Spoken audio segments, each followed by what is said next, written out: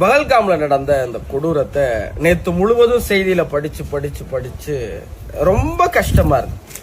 எது ரொம்ப வலியையும் வேதனையும் தருதுன்னா, ஒரு பயங்கரவாதிகளுடைய நடவடிக்கை இந்த நாடு முழுவதும் இந்து இஸ்லாம் விரோதத்துக்கான ஒரு விதையை விதைச்சிருமோங்கிற அந்த பயம் ரொம்ப ரொம்ப மனசை போட்டு கொடுக்கு.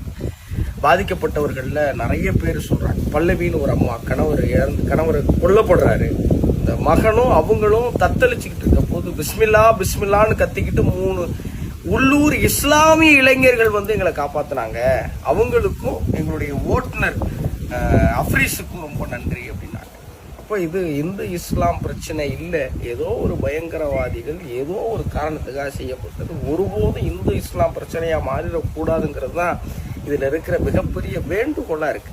இன்னைக்கும் என் நண்பனும் என் சகோதரனும் ஒரு இஸ்லாமியனாக தான் இருக்கான். அவன் யாரும் நான் இந்துன்னு என்னை பார்க்கறது இல்லை.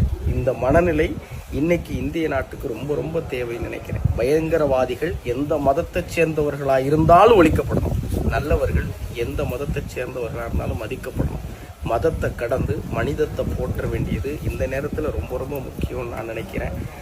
இறந்தவர்களுடைய ஆன்மா சாந்தி அடையும். உங்கள் குடும்பத்தார் தேறி வர்றதுக்கும் அந்த இறைவன் நான்